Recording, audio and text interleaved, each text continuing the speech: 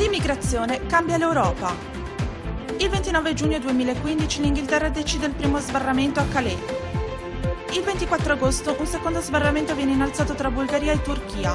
Il 28 agosto l'Estonia prende lo stesso provvedimento. Il 13 settembre la Germania intensifica i controlli al confine con l'Austria. Il 14 settembre l'Ungheria innalza una barriera con la Serbia e quindi con la Croazia. Il 10 novembre è la volta della Francia che rafforza i controlli sui confini. Quindi l'11 novembre la Slovenia chiude con la Croazia. Il 27 novembre aumentano i controlli tra Norvegia e Svezia. Il giorno dopo la Macedonia innalza una barriera con la Grecia.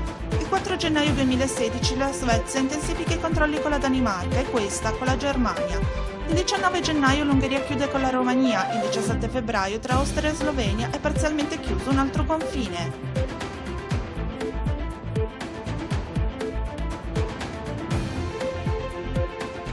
C'è una decina di stati membri in Europa che comunque ha già fatto morire Schengen, no? Cioè dice, sono tornati alle loro frontiere. Questo servizio ci dà anche una dimensione con che rapidità. Lì di mezzo c'è uno Stato mai citato che è l'Italia. C'è un governo che dice porte aperte venite tutti, c'è un governo che ha sempre sostenuto che è un valore questa immigrazione, c'è un governo che si dimentica di dire ai cittadini italiani che noi non stiamo erogando solidarietà a profughi che scappano dalla morte e dalla fame. Ci sono anche quelli e sarebbe disdicevole, disumano, per nulla etico abbandonare le persone che scappano dalla morte e dalla fame. Vanno ospitate, vanno curate, vanno rifocillate, Certo. Però il problema è che questo governo si dimentica di dire ai cittadini che 2/3 non sono profughi.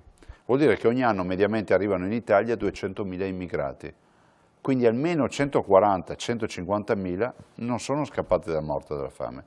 Sono migranti che vanno in giro per il mondo e molto probabilmente proprio perché non trovano le frontiere degli Stati Uniti in Italia, ma trovano quelle italiane che sono inesistenti, arrivano qui senza tanti problemi, senza tanti casini, senza tanti visti e addirittura quando hanno messo piede sul territorio nazionale vengono, come si può dire, vengono sicuramente soccorsi e poi alimentati e seguiti per molti mesi grazie a un intervento di 35 euro al giorno che viene dato alle cooperative che si occupano di questo. Questo è quello che accade. Ma secondo voi tutti questi flussi sarebbero arrivati se avessero saputo che l'Italia controlla i propri confini? No.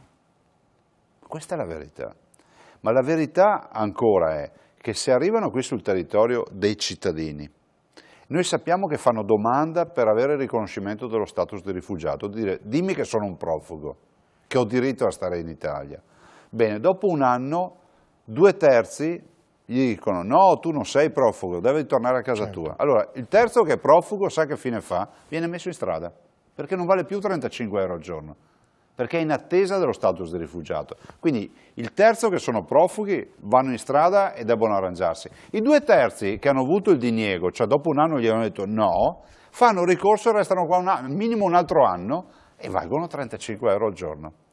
Ma io mi dico un paese che non è in grado di rimpatriare nessuno, che è talmente piccolo che deve prendere atto che tutta l'Africa in Italia non ci può stare. Come può continuare a accettare questa storia?